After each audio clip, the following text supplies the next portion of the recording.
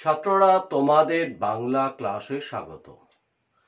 আজ আমি চতুর্থ শ্রেণীর বাংলা সঞ্চয়িতা বই থেকে একটি পদ্যাংশ বা কবিতা পড়ে বোঝাবো। পদ্যাংশ বা কবিতাটির নাম হচ্ছে লিচু চোর। লেখক হচ্ছেন বিদ্রোহী কবি কাজী নজরুল ইসলাম। এখন আমাদের এই লেখক সম্বন্ধে জানতে হবে বাচ্চারা। 1898 খ্রিস্টাব্দের 25শে মে বর্ধমান জেলার চুরুলিয়া গ্রামে জন্ম। পিতার নাম কাজী ফকির আহমেদ। প্রচণ্ড দারিদ্র্যের কারণে অল্প বয়সেই তাকে লেখাপড়া ত্যাগ করে অর্থ উপার্জনের চেষ্টা করতে হয়। প্রথম বিশ্বযুদ্ধের সময় তিনি সেনাবাহিনীতে যোগ দিয়ে দেশের বাইরে যান। দেশে ফিরে তিনি পুরোপুরি সাহিত্য চর্চায় মনোনিবেশ করে। তার বিদ্রোহী কবিতাটির জন্য তিনি কবি হিসেবে রাতারাতি বিখ্যাত হয়ে ওঠেন এবং বিদ্রোহী কবি নামে পরিচিত হন। তার উল্লেখযোগ্য গ্রন্থগুলি হল অগ্নিবীণা, বিষেদবাসী, ছায়ানট, দোলন চাপা প্রভৃতি। তার রচিত সুরারোপিত গানগুলি বাংলার সঙ্গীত জগতে এক অসামান্য অবদান। 1942 খ্রিস্টাব্দে হঠাৎ মস্তিষ্কে পক্ষাঘাতের ফলে তিনি বাকরুদ্ধ হয়ে যান। আমৃত্যু তিনি এই রোগের আক্রমণ থেকে মুক্ত হননি। 1976 খ্রিস্টাব্দের 29শে আগস্ট তিনি শেষ নিঃশ্বাস ত্যাগ করেন বা মারা যান। তার মৃত্যু হয় তাহলে কবে বাচ্চারা? 1976 খ্রিস্টাব্দের 29শে আগস্ট। এবার আমরা মূল কবিতাটা আসি। তোমাদের পৃষ্ঠা বইয়ের 79 পৃষ্ঠায় আছে লিচু চোর কাজী নজরুল ইসলাম। বাবুদের তালপুকুরে হাবুদের ডাল কুকুরে, সে কি বাস করলে তারা, বলিথাম একটু দাঁড়া। পুকুরের ওই কাছে না লিচুর এক গাছ আছে না। তো এখানে ছেলেটিকে কে তাড়া করলো? বাবুদের তাল পুকুরে গেছে, সেখানে একটা ডাল কুকুরে তাড়া করলো। সে বলল একটু দাঁড়া, কেন না লিচুর ওই গাছের কাছে গেছে বলে। হোতানা আসতে গিয়ে ইয়াব্বারও কাস্তে নিয়ে, ইয়াব্বারও মানে মস্ত বড় কাস্তে নিয়ে, গাছে গো যেই চড়েছি, বলছে গাছে যেই উঠেছে, ছোট এক ডাল ধরেছি, ও বাবা মরাত করে, ছোট যেই ডালটা ধরেছে ও বাবা মরাত করে পড়েছি সরাত জোরে, একদম জোরে পড়ে গেছে সরাত করে। পড়বি পর মালির ঘাড়ি, কার উপর পড়েছে? মালি, যে বাগানে দেখাশোনা করে তার উপরেই পড়েছে। বুঝলে বাচ্চারা? সে ছিল গাছের আড়েই মানে গাছের পিছনে লুকিয়েছিল। বেটা ভাই বড় নচ্ছার মানে খুব বদমাস।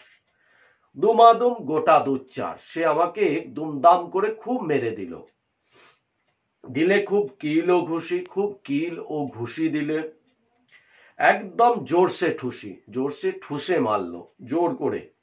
আমিও বাগিয়ে দেহা চাগিয়ে কাপড়, তারপর থাপ্পড় বাগিয়ে কাপড়টাকে চাগিয়ে ধরে আমি সেখান থেকে ছুট দিলাম। লাফিয়ে ডিঙ্গনু দেয়াল, দেখি এক ভিটরে শিয়াল। যেই একটা দেয়াল ডিঙ্গনু, দেখি সেখানে একটা শিয়াল, বড় শিয়াল দাঁড়িয়ে। আরে দাঁত শিয়াল কোথা, ভেলোটা দাঁড়িয়ে ওটা।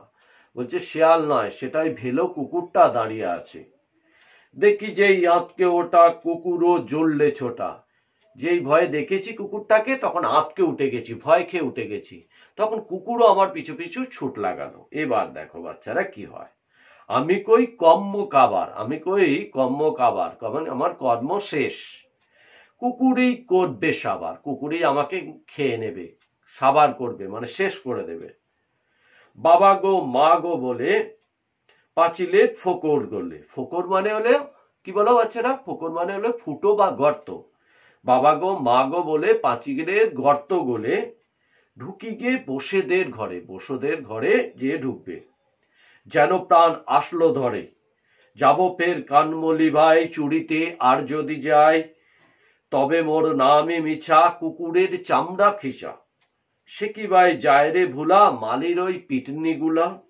কি বলিস ফের হপ্তা, তাও বা নাক খত্তা। ঠিক আছে? তো বাচ্চারা আরেকবার আমি পড়িয়ে দিচ্ছি, ভালো করে মন দিয়ে শোনো। লিচু চোর কাজী নজরুল ইসলাম। বাবুদের তাল পুকুরে হাবুদের ডাল কুকুরে, সে কি বাস করলে তারা, বলি থাম একটু দাঁড়া। পুকুরের ওই কাছে না লিচুর এক গাছ আছে না। হতা না আসতে গিয়ে ইয়াব্বরও কাস্তে নি। গাছে গো যেই চড়েছি, ছোট এক ডাল ধরেছি, ও বাবা মরাত করে পড়েছি সরাত জোরে, পড়বি পর মালির গাড়ে, সে ছিল গাছের আড়ে, বেটা ভাই বড় নাচ্ছার, দোমাদম গোটা দুচ্চার, দিলে খুব কিলো ঘুষি, একদম জোরসে ঠুসি, আমিও বাগিয়ে থাপড়, দেহাওয়া চাগিয়ে কাপড়, লাফিয়ে ডিঙ্গনো দেয়াল, দেখি এক ফিটরে শিয়াল, আরে ধুত শেয়াল কোথা, ভেলোটা দাঁড়িয়ে হোতা, দেখে যেই আঁতকে ওটা, কুকুরও জুড়লে ছোটা, আমি কই কর্ম কাবার, কুকুরেই করবে সাবার, বাবা গো মা গো বলে পাঁচিলের ফোকর গলে ঢুকি গিয়ে বসেদের ঘরে, যেন প্রাণ আসলো ধরে, যাব ফের কানমলি ভাই, চুরিতে আর যদি যায়, তবে মোর নামই খিচা,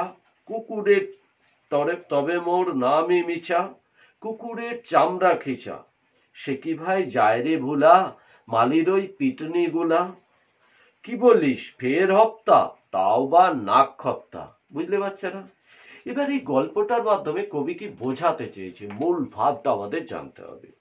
লিচু চুরি করতে গিয়ে বক্তাকে যে দুর্ভোগে পড়তে হয়েছিল, তাই বর্ণিত হয়েছে এই কবিতায়। বাবুদের তালপুকুরের কাছে যে লিচু গাছ আছে, তার একটা ছোট ডাল ধরতেই সেটা ভেঙে যায়। গাছের আড়ালে ছিল বাগানের মালি, তার ঘাড়ে সেই ভাঙা ডাল পড়তেই সে বেশ কয়েক ঘা বসিয়ে দিল বক্তার পিঠে। বক্তা ও মালিকে এক থাপ্পড় কষিয়ে দেয়াল ডিঙ্গিয়ে পালাতে গেল, কিন্তু সামনে আবার বিপদ। ভেলো কুকুরটা দাঁড়িয়ে আছে দেখে আঁতকে উঠতেই কুকুরটা পেছনে ছুটে লাগালো। শেষ পর্যন্ত পাঁচিলের ফাঁক দিয়ে বসেদের ঘরে ঢুকতে তবে শান্তি। আর চুরিতে গিয়ে এ ধরনের বিপদের মুখে পড়বে না, সে কোনোদিন হয়? তো এবার কিছু শব্দার্থ তোমাদের এই কবিতাটা থেকে জানা দরকার, সেগুলো আমি লিখে দিয়েছি, তোমরা দেখে নাও। প্রথমে হচ্ছে ডাল কুকুর, ইউরোপীয় শিকারী কুকুর বা গ্রে হাউন্ড। তারপর কি ইয়াব্বর মানে মস্ত বড়। তারপর হচ্ছে মালি, মালি মানে বাগান বা গাছপালা দেখাশোনা বা যত্ন করে যে ব্যক্তি। তারপর আছে নচ্ছার, পাজি বা বদমাস। তারপর ঠুসি, ঠুসি মানে কি ঠেসে। তারপর বাগিয়ে মানে জোরে।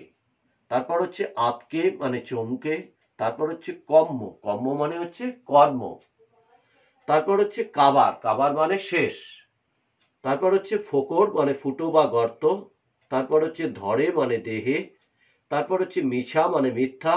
তারপর হচ্ছে খিচা মানে টানা। তারপর হচ্ছে হপ্তা মানে সপ্তাহ।